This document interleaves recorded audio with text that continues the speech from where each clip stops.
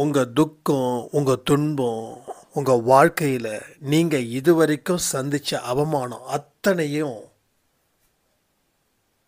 இந்த செடியை நட்டு வைக்கிறதால விமோச்சனம் அடைய போகுது. இது 7 நாட்களுக்குள்ள எந்த செடியை நட்டு வைக்கணுன்றதை இந்த பதிவில் சொல்லியிருக்க கேளுங்க. அடுத்தது, சாதனை இல்லை என்றால் வேதனை. அதை பற்றியும் ஒரு அவேர்னஸ் இந்த பதிவில் இருக்குது. 3வது, நம்ம கூட இருக்கிறவங்க எல்லாமே உண்மையாக இருக்காங்க நீங்கள் நினைக்கிறீங்க. ஸோ நீங்கள் சாயப்பா கிட்ட உண்மையாக இருக்கும்போது அவங்களுடைய போலி முகத்திரையை சாயப்பா நிச்சயமாக கிழிப்பார். அதனால் இந்த உறவுகள் போயிடுச்சேன்னு சொல்லி கலங்காதீங்க. சில மனிதர்கள் உங்களை ஒதுக்கி வைப்பது நல்லது. இதுவும் சாயப்பாவுடைய கருணையால் தான் நடக்குது. இதை பற்றி சரிதான புரிதல் இல்லைன்ற ஒரே குழப்பம்தான் இங்கே பல பிரச்சனைக்கும் காரணமாக இருக்குது. அந்த குழப்பத்தை சரி பண்ணிட்டா இனி பிரச்சனையே இல்லாத ஒரு வாழ்க்கையை நீங்கள் வாழ போகிறீங்கன்னா உங்களால் நம்ப முடியுதா? ஸோ 100% இந்த செடியை நட்டு வைக்கிறதால என் பிரச்சனை தீருதுன்னு சொல்கிறவங்களுக்கு அடுத்த 48 நாட்களில் நீங்கள் சாயப்பாவுக்கு ஒரு நல்ல சாட்சியாக விளங்குவீங்க. ஸோ இந்த வாய்ப்பை பயன்படுத்திக்கோங்க.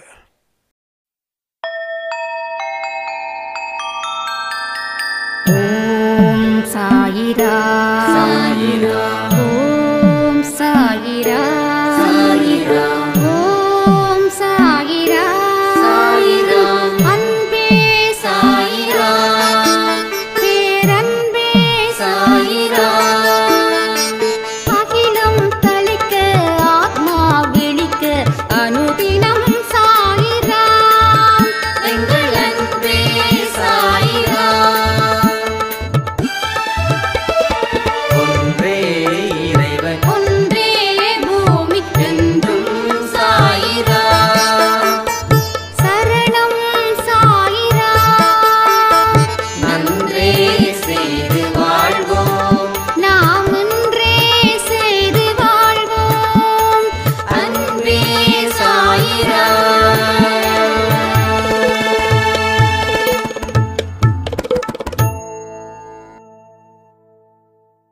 சாயிரா, என் உயிரின் உயிரானவர்களே, வாழ்க்கைன்ற புத்தகத்தை சரியா படிச்சா சாயப்பாவோட அருள் நமக்கு முழுமையா கிடைக்கும்னு ஒரு ஆடியோ கொடுத்துருந்தோம். அந்த ஆடியோவில் நாம் சொல்லக்கூடிய ஒவ்வொரு விஷயமும் ஒரு பெரிய திருப்பு முனையை ஏற்படுத்த போகுதுன்னு என் மனசுக்குள்ள ஒரு உள்ளுணர்வு தொடர்ந்து கேட்டுக்கிட்டே இருந்துச்சு. அது மூலமாக நான் என் வாழ்க்கையை மாற்ற முடியும் அப்படின்ற நம்பிக்கையோட அந்த வாழ்க்கை பயணத்தை நான் ஆரம்பித்தேன். ஆரம்பிக்கும்போது பல சங்கடம், பல தலைவலி, பல சோதனை எனக்கு தொடர்ந்து வந்துச்சு. ஆனாலும் என் வாழ்க்கை பயணத்தை நான் நிறுத்தல.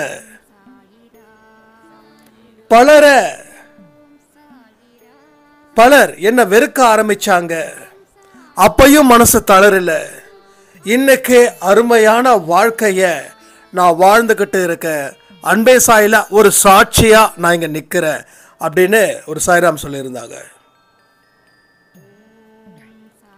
அடுத்தது, இன்னும் சில விஷயங்கள் நான் தெரிஞ்சுக்க விரும்பணும். என் வாழ்க்கையில் உண்மையை பேசுறதால பல துன்பங்களுக்கு நான் ஆளாகி நிற்கிறேன். அதற்கு மட்டும் எனக்கு பதில்கள் கொடுங்க அப்படின்னு சொல்லியிருந்தாங்க. ஸோ வாழ்க்கையில் முதப்படி வாழ்க்கையோட மாற்றம்.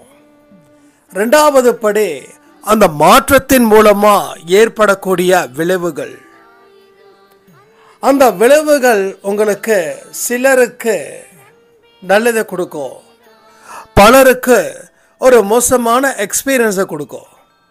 அப்போ நீங்கள் சொல்லலாம், அப்போ உண்மையாக பேசுகிறதால மோசமான எக்ஸ்பீரியன்ஸ் என் லைஃப்பில் கிடைக்குதுன்னா எதுக்காக நான் உண்மையாக பேசணும் அப்படின்னு. ஒரு விஷயம் எனக்கு அடிக்கடி புரியும். எந்த ஒரு விஷயத்துக்கும் தண்டனை உடனுக்கு உடன் கிடைச்சிடுச்சுன்னா பெரிய தண்டனையை ஏற்றுக்க வேண்டிய அவசியம் இல்லை. ஆனால் இங்கே உங்களுக்கு உண்மையாக பேசுகிறதால ஒரு சில தண்டனை கிடைக்குதுன்னா அது உங்களுக்கும் உங்கள் வாழ்க்கைக்கும் ரொம்ப ரொம்ப ரொம்ப ரொம்ப நல்லதுன்னு நினைங்க. ஏன்னா இது ரொம்ப ரொம்ப இம்பார்ட்டண்டான விஷயம். வலி தாங்க முடியல அப்படின்னா வலியை ஏற்றுக்க மாட்டீங்கன்னு அர்த்தம். ஏற்றுக்காத வலி ஒரு நாள் நீங்கள் 100% ஏற்றுக்க வேண்டிய நிர்பந்தத்தை இந்த வாழ்க்கை கொடுக்கும். அப்போதைக்கப்போ தப்பு செஞ்சு அப்போதைக்கப்போ தண்டனையை முடிச்சுக்கிறது நல்லதா, இல்லை பின்னாடி பார்த்துக்கலாம் இப்போ நான் ஹாப்பியாக இருக்கணும் அப்படின்னு நினைக்கிறது நல்லதா? இன்னைக்கு பலர் 50 வயசுக்கு மேலேயும் பல துன்பத்தை அனுபவிக்கிறாங்கன்னா இவங்க இதுக்கு முன்னாடி இருக்கக்கூடிய லைஃப்பில் அந்த துன்பத்தை ஏற்றுக்கலை, இல்லை கடவுள் கொடுத்த தண்டனையை ஏற்றுக்கலை. அதை தள்ளி வச்சு வாழ்க்கையை வாழ்ந்தாங்க. ஒரு ஸ்டேஜில் சட்டுன்னு பிடிக்குது. அப்போ உண்மையாக வாழ்வதால் வரக்கூடிய வழி ரொம்ப ரொம்ப நல்லது, அது அற்புதமானது. இந்த அற்புதமான சக்தி உடனுக்கு உடனே ரிசல்ட்டை கொடுக்காது, அது பல வருஷங்கள் ஆகும். இன்னைக்கு உங்கள் வாழ்க்கையில் எல்லாம் கிடைக்கக்கூடிய ஒரு நேரம் வருதோ அந்த நேரத்தில் அந்த பலன்களும் உங்களுக்கு சேர்ந்து வரும். நம்ம வீட்டில் இருக்கிற குழந்தைங்களுக்கு விருப்பப்பட்டதெல்லாம் வாங்கி தரணும்னு பெற்றவங்களுக்கு ஆசை. ஆனாலும் அது இப்போ வாங்கி கொடுத்தா அது நல்லதா இல்லையா அப்படின்னு யோசிக்கிறது பெற்றவங்களுடைய மனசு சம்மந்தப்பட்டது. இப்போ இதை வாங்கி கொடுத்தா என் பசங்க அதை சரியாக வச்சுருப்பாங்களா, இந்த வயசுக்கு இது தேவையா, தேவை இல்லை அப்படின்னா இந்த வயசுக்கு தேவையில்லைன்னா அவனுக்குன்னு ஒரு வயசு வரட்டும் அப்போ நம்ம செஞ்சு கொடுப்போம் அப்படின்னு நினச்சி அந்த வயசு வரைக்கும் காத்திருந்து பெற்றோர்கள் இன்னும் சிறப்பாக செஞ்சு கொடுப்பாங்க. அப்போது பெத்த குழந்தைங்க நம்ம என்னைக்கோ கேட்டோம் அது இன்னைக்கு நம்ம அப்பா அம்மா செஞ்சு கொடுக்குறாங்களேன்னு ஆனந்த கண்ணீர் விடுவாங்க. அப்போது உங்களோட உண்மைக்கு ஒரு தண்டனை கிடைக்குதுன்னா நீங்கள் எதிர்பாராத நேரத்தில் ஒரு பலன் உங்களுக்கு கிடைக்க போகுதுன்னு அர்த்தம். அதை நீங்கள் தெளிவுபடுத்திக்கிட்டு உங்கள் வாழ்க்கை பயணத்தை, ரொம்ப கஷ்டமான சூழ்நிலை இருக்கீங்களா, அதை ஆரம்பிங்க. தப்பே கிடையாது. ஒரு விஷயமும் கடவுள் மேலே பாரத்தை போட்டு உங்கள் வாழ்க்கையை ஆரம்பிங்க. எவ்வளோ பெரிய இழப்புகள் வந்தாலும் சரி, கடவுள் மேலே பாரத்தை போட்டு உங்கள் மனசை ரெடி பண்ணுங்க. ஏன்னா இதுக்கப்புறமும் நம்ம மனசை தயார் பண்ணலைன்னா மறுபடியும் ஒரு சந்தர்ப்பம் கிடைக்குமா கிடைக்காதுன்றது யாருக்கும் தெரியாது. ஏன்னா கடவுள் கொடுக்குற வாய்ப்பு இது. இந்த வாய்ப்பை 100% நம்ம பலத்தை வச்சு பயன்படுத்தி அது மூலமாக நம்ம வாழக்கூடிய வாழ்க்கையில் சக்ஸஸ் அடையலாம். ஸோ வலி நிறைஞ்சது தான் வாழ்க்கை. வலி வேண்டான்னு வாழ்க்கையை வச்சு பிரிக்கவே முடியாது. வலியும் வாழ்க்கையும் சேர்ந்தது தான் சக்ஸஸ். ஸோ வலியை அனுபவிக்கணும். அதுக்காக தேடி போய் நம்ம வலியை உருவாக்கிக்க வேண்டிய அவசியம் இல்லை. பல பேர் என்ன வலி கொடுத்தாங்களோ அதை இன்முகத்தோடு ஏற்றுக்கோங்க. பல பேர் உங்கள் நம்பிக்கை துரோகம் செஞ்சாங்கன்னா அதையும் இன்முகத்தோடு ஏற்றுக்கோங்க. உண்மையை சொன்னால் தனிச்சு தான் வாழணும்னா இதை விட பெஸ்ட்டு வேறு எதுவுமே இல்லைன்னு நம்புங்க. ஆரம்பத்தில் எல்லாமே கஷ்டமாக தான் இருக்கும். ஆனால் கஷ்டப்பட்ட அத்தனைக்கும் ஒரு அற்புதம் நடக்கும். நடத்தியே தீருவார் நம்ம சாயப்பா. நம்ம சாயப்பா சில பேருக்கு அற்புதம் நடத்தலை, நான் ரொம்ப தெளிவாக இருக்கேன், ரொம்ப நல்ல மனசோட தான் இருக்கேன், நல்லது தான் செய்கிறேன்னு இங்கே யாராவது சொன்னீங்கன்னா இல்லை இதை வந்து சாயப்பா கிட்ட புலம்புனீங்கன்னா ஒரு விஷயத்தை புரிஞ்சுக்கோங்க, உங்களோட அத்தனை பலன்களும் நீங்கள் எதிர்பாராத நேரத்தில் உங்களுக்கு அது பெரிய பாதுகாப்பு ப்ளஸ் ஒரு அதிர்ச்சியான சந்தோஷத்தையும் அது கொடுக்கும். யாருமே இல்லைன்னு நம்ம ஃபீல் பண்ணுறோம். சம்டைம்ஸு எத்தனையோ உறவுகள் நம்மளை வந்து ஒதுக்கிட்டு போயிட்டாங்கன்னு நம்ம ஃபீல் பண்ணுவோம்.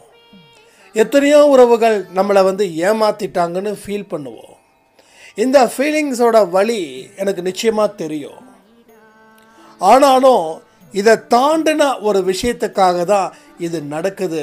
உங்கள் மேலே குறை இருந்துச்சுன்னா சம்மந்தப்பட்டவங்க கிட்ட மன்னிப்பு கேளுங்க.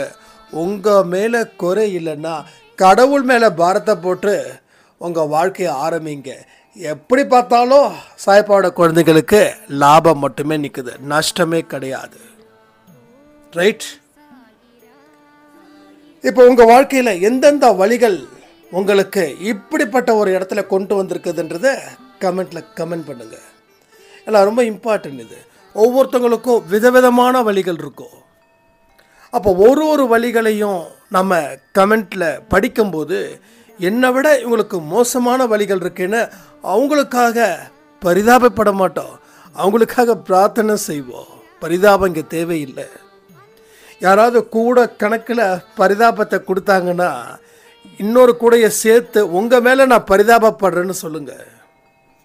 ஏன்னா சாயப்பாவோட குழந்தைங்களுக்கு எந்த இடத்துலையும் பரிதாபம் ஒன்றுமே கிடையாது. அடிச்சு சொல்கிறேன். யாராவது என் மேலே பரிதாபப்படாமல் இருக்காங்களேன்னு அந்த ஒரு மோசமான மனநிலையில் வாழவே கூடாது நம்ம யாருமே. அது ஒரு மோசமான மனநிலை, அது ஒரு பேட் எக்ஸ்பீரியன்ஸ்.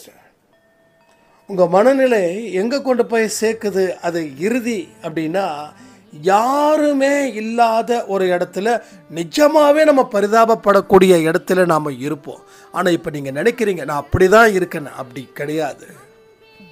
என்னைக்கு இந்த மாதிரி வார்த்தை உங்கள் காதுக்குள்ளே சாயப்பா கொண்டு வந்து திணிக்கிறாரோ அப்போது நீ இந்த இடத்துல விழித்திரு. உன் மேலே யாரும் பரிதாபப்படக்கூடாது. பரிதாபப்படுற மாதிரி நீ வாழ்ந்தேன்னா உன்னை விட்டுட்டு நான் போயிடுவேன். ஏன் நினைக்கக்கூடாதா? ஏன் அவர் சொல்ல மாட்டாரா? நம்ம பெற்றவங்க நமக்கு எல்லா வசதியும் பண்ணி கொடுக்குறாங்க.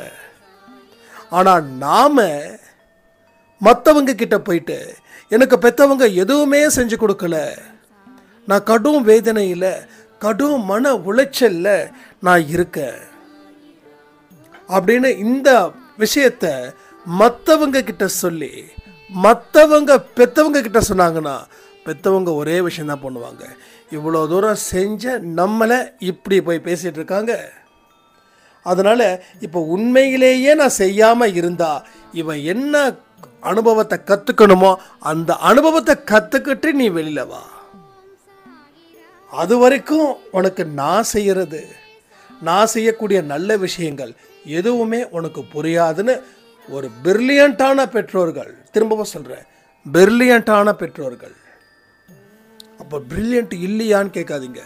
பிரில்லியண்ட்டை தாண்டி ஒரு எமோஷ்னல் ஆக்டிவிட்டீஸில் உங்கள் மைண்டு உங்கள் குழந்தைங்க மைண்டோடு இருந்துச்சுன்னா அது 2 பேருக்குமே அடைஞ்சலாக போயிடும்.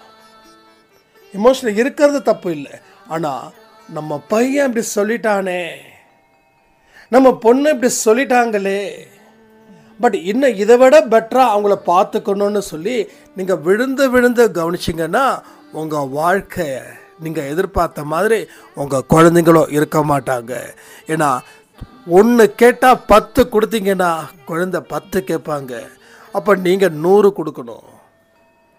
அவங்க 100 கேட்டாங்கன்னா நீங்கள் 1000 கொடுக்கணும். அப்படி கொடுத்தாதான் உங்களை அவங்க மதிப்பாங்க.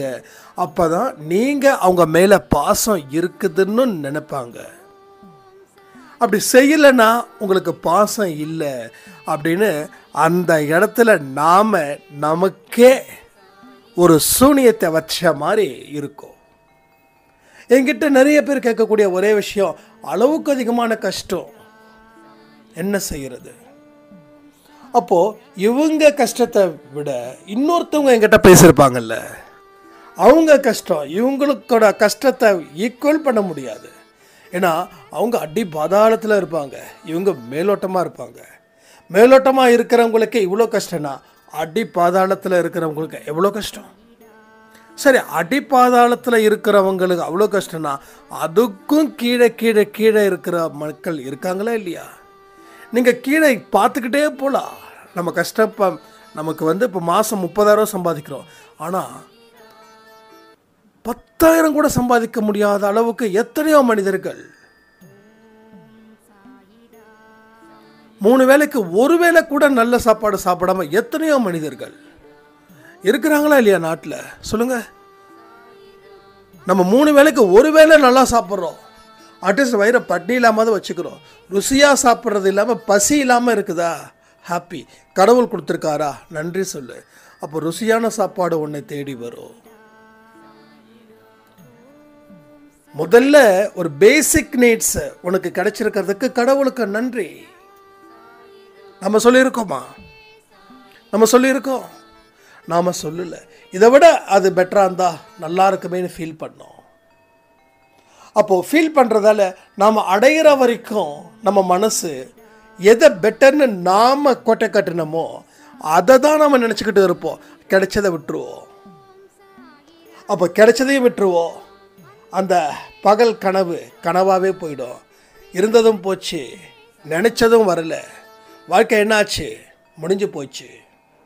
ஸோ இதுதான் சொல்கிறேன், அன்பே சாய் அப்படின்னா வாழ்க்கையுடைய அத்தனை விஷயத்தையும் நம்ம தெரிஞ்சுக்கணும். நம்மளோட வழியை மட்டும் நம்ம தெரிஞ்சுக்கக்கூடாது, அடுத்தவங்களோட வழியையும் நம்ம தெரிஞ்சுக்கணும். அடுத்தவங்களோட வழியை ஏன் வழி மாதிரி நினச்சி நீங்கள் இருந்தீங்கன்னா உங்கள் வாழ்க்கையில் பலவிதமான கதவுகள் திறக்கும். புது புது திசைகள் உங்களுக்கு தெரியும். ஏன்னா இப்போ பல கதவுகள் இருக்குது, அத்தனையும் மூடப்பட்டுள்ளது. பல திசைகள் இருக்குது, எந்த திசையும் உங்கள் கண்ணுக்கு தெரியல. ஏன்னா உங்கள் கண்ணு தெளிவாக இருக்குது, ஆனால் அந்த திசைகளை ஏதோ ஒரு மாய சக்தி மறைக்குது. அந்த மாய சக்தின்ற திரையை விளக்குனா திசை தெரியும். திசை தெரிஞ்சால் பயணம் புரியும், பயணம் புரிஞ்சால் வாழ்க்கை தெரியும். வாழ்க்கையில் நாம் அத்தனை சக்தியையும் அந்த இடத்துல 100% பெறலாம். அப்போ ஒரு வினாடியும் வாழ்க்கையில் மிக மிக முக்கியமானது. எனக்கு துன்பம், துக்கம், துயரம் இதை எல்லாத்தையும் 3 அடி குழியில் தோண்டி அதை புதைச்சி அதுக்கு மேலே ஒரு ரோஜாப்பூ செடியை நட்டு வச்சு அந்த செடிக்கு தினமும் தண்ணி ஊற்றுங்க. அந்த செடி வாடாமல் பார்த்துக்கோங்க. இது உண்மையிலே செய்யலாம். 100% இதை நாம் இன்னைக்கு செய்கிறோம். 3 அடியோ 4 அடியோ 5 அடியோ, செடிக்கு எவ்வளோ அடின்னு எனக்கு தெரியாது. யாராவது பெட்டர் எக்ஸ்பீரியன்ஸ் பீப்புள்ஸ் இருந்தால் இங்கே சொல்லுங்கள். இல்லை எங்கள் வீட்டில் செடி வைக்க முடியாது, ஓகே, நோ இஷ்யூ. ஒரு பெரிய தொட்டி வாங்கிக்கோங்க, அந்த தொட்டியில் ரோஜாப்பூ செடியை வாங்கிக்கோங்க, அதை குழி தோண்டுங்க. குழியை தோண்டி அந்த இடத்துல உங்களுடைய அத்தனை துன்பம், கண்ணீர், துக்கம் அத்தனையும் ரைட்டாக இன்றைக்கி நம்ம பண்ணுறோம். ஒரே வாரத்தில் இதை நீங்கள் செய்கிறீங்க. வாட்ஸ்அப்பில் எனக்கு ஃபோட்டோ எடுத்து அனுப்புகிறீங்க. என்னங்க அதுவும் இதுவும் என்னங்க பேசுகிறீங்க? ரோஜாப்பூ செடி வச்சா பிரச்சனை தீர்ந்துடுமா? நான் திருப்பி ஒரு கேள்வி கேட்கட்டுமா? வீட்டில் எத்தனையோ மாற்றுறீங்களே, வீட்டுக்கு முன்னாடி என்னென்னமோ செய்கிறீங்களே, அது வச்சதால ஏதாவது நடந்துச்சா? இது மூட நம்பிக்கை இல்லை, இது மனசில் இருக்கக்கூடிய ஒரு விழிப்புணர்வு.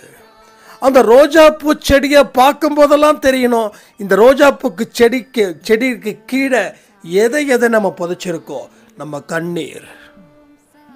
இல்லாமைன்னு சொல்லி ஒரு சில விஷயத்தை சொல்லிக்கிட்டு இருக்கோமே, அந்த ஒரு விஷயம், பொறாமன்ற ஒரு விஷயம், துக்கம், துன்பம், அவமானம், அத்தனை கர்மங்களும் நம்ம பண்ணியிருக்கோம் இல்லையா? அதுக்காக நம்ம ஃபீல் பண்ணியிருக்கோம் இல்லையா? ஆசை, பேராசை அத்தனையும் அந்த 3 அடியில் குழி தோண்டி அதெல்லாம் போட்ட மாதிரி நினச்சி அதுக்கு மேலே ரோஜாப்பூ செடியை நட்டு வச்சு அதுக்கு தினமும் தண்ணி ஊற்றுங்க. ஆனால் தினமும் தண்ணி ஊற்றணும். செடி வாடக்கூடாது. செடி வாடாமல் பார்த்துக்கணும். செடி வாடாமல் இருக்க இருக்க இருக்க உங்கள் வாழ்க்கையில் வளர்ச்சியும் மகிழ்வும் நிச்சயமாக கிடைக்கும். இதை இன்னும் ஒரே வாரத்துக்குள்ளே இதை செய்யுங்க. ஏன்னா ஒரே நாளில் நான் சொல்கிறதுக்கு நான் சொல்லலை. இன்றைக்கி என்ன கிழமை? வியாழக்கிழமை. ஸோ வியாழக்கிழமை அன்னைக்கு உங்களுக்கு ஒரு விஷயத்தை நம்ம செய்ய சொல்கிறோன்னா அதோட ரிசல்ட்டை 48 நாளுக்கு அப்புறம் நிச்சயமாக நடக்கும். எந்த ஒரு விஷயமா இருந்தாலும் 48 days இதை நாம் நிச்சயமாக சரி பண்ணியே ஆகணும். பெரிய ஒரு வாழ்க்கையை வாழ்வதற்கு அத்தனை விசேஷமான வழிகளும் இங்கே இருக்குதுன்றதை மறக்காதீங்க. எது எதெல்லாம் நாம் தெளிவாக சொல்கிறோமோ, எது எதெல்லாம் உங்களுக்கு நம்பிக்கை அதிகமாக இருக்குதோ, எது எதெல்லாம் நீங்கள் மனப்பூர்வமாக செய்கிறீங்களோ 100% உங்களுக்கு நடக்கும். இதை சில பேர் வந்து பார்த்தா ரொம்ப அப்படியே என்னங்க ரோஜாப்பூ செடியெலாம் நட்டு வைக்க சொல்கிறாரு. யார் நீங்கள்? அப்படி சொல்ல மாட்டீங்க. உங்கள் வீட்டில் இருக்கிறவங்க கிட்ட நீங்கள் சொன்னீங்க அப்படின்னா ஒரே வார்த்தை சொல்லுவாங்க, ரோசாப்பூ செடியை நட்டு வச்சா பிரச்சனை தீர்ந்துடுமா, அட போமா அப்படின்னு. இதெல்லாம் நம்பிக்கையை குலைக்கிறதுக்கு உண்டான பேச்சு. ஆனால் அவங்க இதை விட சில மூட நம்பிக்கையில் ஊறி போயிருப்பாங்க. இதை விட பெரிய மூட நம்பிக்கையில். இப்போது எல்லா விஷயத்துக்கும் ஒரு காரணம் இருக்குது. நம்ம மனசு அந்த ரோஜாப்பூ செடியை பார்க்கும் போதெல்லாம், அதுக்கு தண்ணி ஊற்றும் போதெல்லாம், அதை நல்லா வளர்க்கணும் அப்படின்னு நம்ம நினைக்கும் போது எல்லாம் மனசுக்குள்ள ஒரு விஷயம் தோணும், என்னோட வாழ்க்கையோட ஆரம்பம்பா இது அப்படின்னு. அதனால தான் சொல்கிறேன், இதை ஒருவருக்கும் சொல்லாதீர்கள். இதை ஒருவருக்கும் சொல்லாதீங்க. ஒருவேளை அன்பேசாய் பார்க்குறவங்க கணவன் மனைவி பார்க்குறீங்கன்னா ஓகே, நோ ப்ராப்ளம்.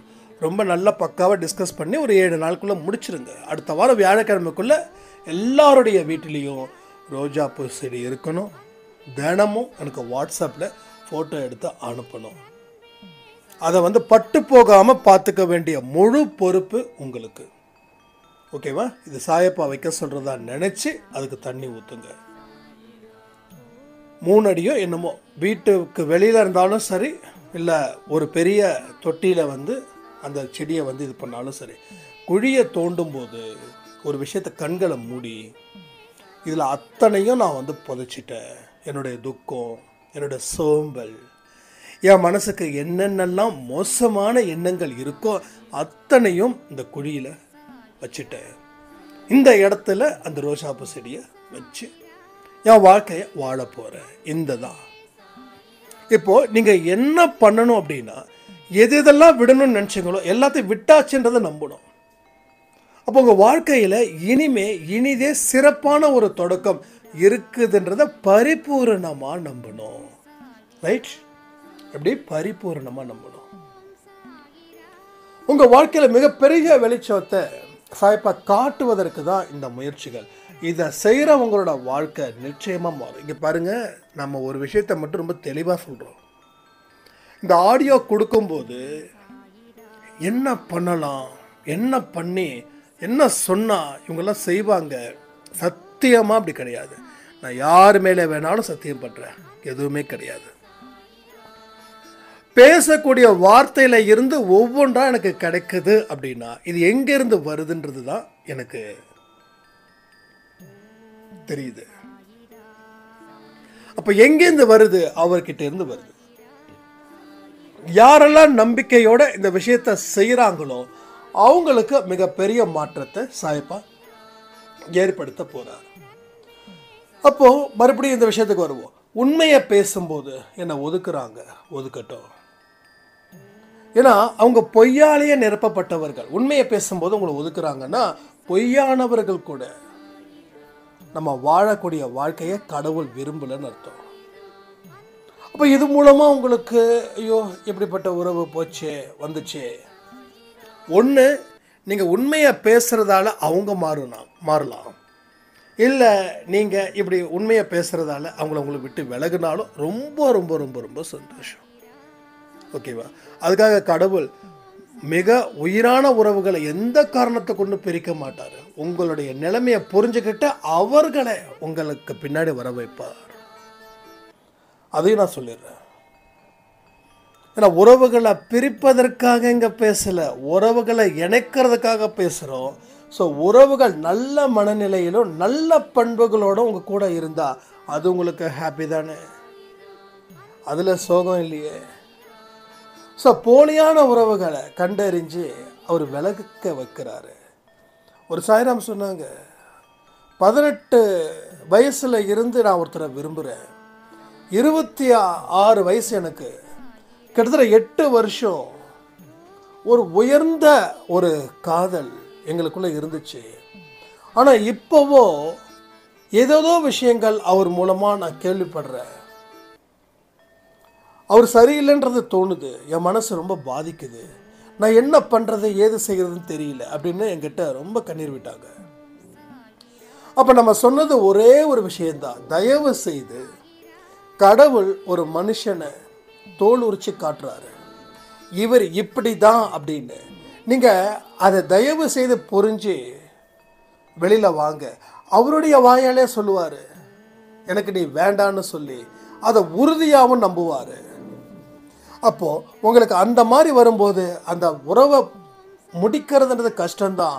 ஆனால் அந்த உறவு தொடர்ந்துச்சுன்னா, அந்த எமோஷனான உறவு தொடர்ந்துச்சுன்னா, கல்யாணத்துக்கு அப்புறம் வரக்கூடிய வலிகள், அதுக்கு அப்புறம் வரக்கூடிய தோல்வி, அதுக்கப்புறம் வரக்கூடிய அவமானம், உங்கள் குடும்பமும் உங்களை பார்த்துக்காது. இத்தனை விஷயங்கள் ஒரே நேரத்தில் வந்துடுச்சுன்னா உங்கள் வாழ்க்கைக்கு எந்த மாதிரியான வழிகள் இருக்குன்றது கொஞ்சம் நினச்சி பார்த்து அதுக்கப்புறமா நீங்கள் ஆரம்பிங்கன்னு இது எப்பயோ சொன்னது, ஒரு ஐ திங்க் 1 இயருக்கு முன்னாடி.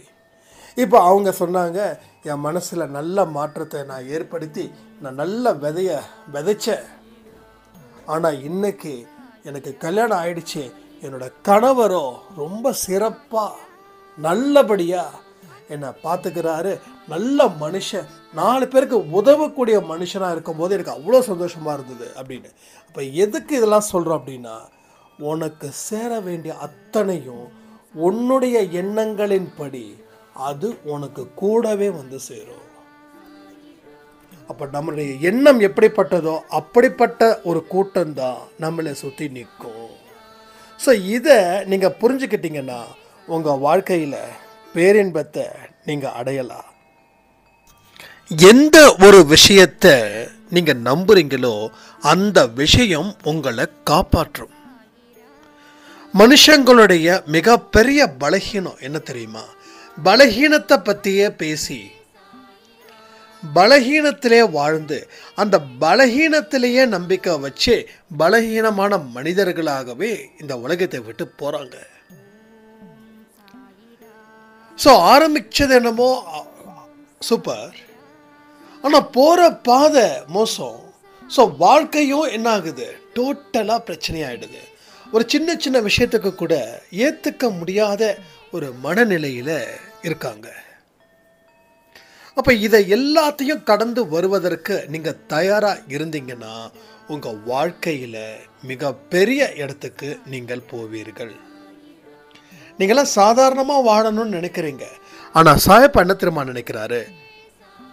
நீங்கள் சாதாரணமான வாழ்க்கையை வாழ்வதற்காக இந்த உலகத்துக்கு வரல, ஒரு பிரம்மாண்டமான வாழ்க்கையை வாழ்ந்து அந்த அடையாளத்தை இந்த மண்ணில் வச்சுட்டு நீங்கள் போகிற மாதிரி. அதாவது நம்ம இறந்ததுக்கு அப்புறமும் நம்ம வாழ்வோம்ல, அந்த வாழ்க்கையை இங்கே கொடுக்கணும். அப்போ இறந்ததுக்கு அப்புறம் எப்படி வாழ முடியும்? நீ எதை விதைக்கிறியோ அதெல்லாம் நம்ம போன காலத்துக்கு அப்புறம் பயனளிக்குது. இன்னைக்கு நம்ம கண்ணுக்கு முன்னாடி எத்தனையோ மரம், இந்த மரம் யார் வச்சிருப்பாங்கன்னு தெரியாது, ஆனால் யாரோ ஒருத்தங்க வச்சிருக்காங்க. எத்தனையோ அரச மரம், எத்தனையோ ஆலமரம், எத்தனையோ வேப்ப மரம், இன்னும் எத்தனையோ மரம் செடி எல்லாமே இருக்கு, தென்னை மரம். அப்போ யாரோ ஒருத்தவங்க வைக்காம இல்லை, யாரோ ஒருத்தவங்க வச்சாங்க, ஆனால் வச்சவங்க இல்லை, வச்சவங்க உயிரோட இல்லை, ஆனால் அந்த பலன் இருக்குது இல்லை. நம்ம எனக்கு நினச்சி பார்த்துருக்கோமா, இந்த மரத்தை யார் வச்சுருப்பாங்க? சென்னையில் சில ஏரியா பார்த்திங்கன்னா மரம் பயங்கரமாக இருக்கும், அவ்வளோ அழகாக இருக்கும். சில இடத்துல வெயில் கொதிக்கும். ஸோ அந்த இடத்துல பார்த்திங்கன்னா அவ்வளோ நிழல் தரக்கூடிய மரங்கள் எக்கச்சக்கமாக இருக்கும். அப்போது நான் அடிக்கடி யோசிப்பேன், இந்த மரத்தை வச்சாங்களே, வச்சவனுக்கு நன்றின்னு. ஏன்னா எந்த பலனை எதிர்பார்க்காம அவங்க ஒரு நல்லது செஞ்சாங்க. அப்போது என்ன மாதிரி பாராட்டுறவங்க சிலராக தான் இருக்க முடியும், என்னதை அடித்து சொல்ல முடியும். ஏன்னா மரம் நிழல் அவ்வளோதான். ஆனால் அந்த மரத்தை வச்சவனுக்கு நன்றி யாராவது சொல்கிறோமா? சொல்ல மாட்டோம். ஏன்னா சொல்ல தெரியல. அப்படிலாம் சொல்லணுமான்னு கேட்கக்கூடிய உலகத்தில் நம்ம இருக்கோம். அப்போது நம்மளுடைய ஒரு விஷயமும் இந்த மண்ணை விட்டு போனதுக்கப்புறமும் ஏதாவது ஒரு விஷயங்கள் இந்த மண்ணில் விட்டுட்டு போகணும். அதுதான் கடவுள் எதிர்பார்க்கிறாரு. நீ சாதனை செய்வதற்கு தான் வந்திருக்க, வேதனையை அனுபவிக்க இல்லை. இன்னைக்கு இந்த வார்த்தை சொல்லாமா, நான் சாதனை செய்வதற்காகத்தான் வந்திருக்கேன், வேதனையில வாழ்க்கையை ஒட்ட இல்லை. ஸோ சாதனை செய்யணும். சாதனை செஞ்சா வேதனை இல்லை. சாதனை செஞ்சா வேதனை இல்லை. சாதனை செய்யலைன்னா வேதனை. நீ அச்சீவ் பண்ணாத வரைக்கும் பிரச்சனை இருந்துக்கிட்டே இருக்கும். நீ அச்சீவ்மெண்ட் பண்ணிடு, அது மூலமாக கிடைக்கக்கூடிய சந்தோஷத்தை நீ அனுபவிப்ப. சாதனை இல்லை என்றால் வேதனை. எழுதுங்க, கமெண்ட் எழுதுங்க. சாதனை இல்லை என்றால் வேதனை. ஸோ நீங்கள் படிச்சிருக்கீங்க, படிக்கல, வயசு, அது இது எதை பற்றியும் கவலைப்படக்கூடாது. இங்கே எல்லாருக்குமே வாழக்கூடிய வாய்ப்புகள் இப்போ வரைக்கும் இருக்குது. இந்த ஆடியோவை கேட்குற இந்த நிமிஷம் வரைக்கும் நீங்கள் உயிரோடு இருக்கீங்க. அப்போ நீங்கள் ஏதோ ஒரு விஷயம் செய்வதற்காக தான் உங்களுக்கு இந்த படைப்பு. அதை சரி பண்ணுங்க, தயார் நிலையில் வைங்க.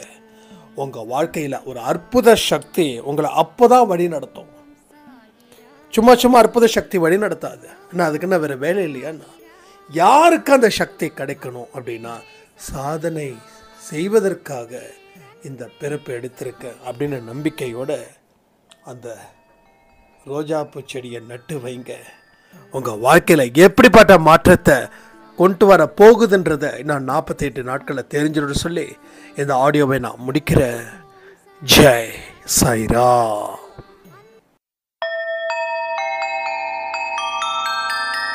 ஓம் சாயிராம்.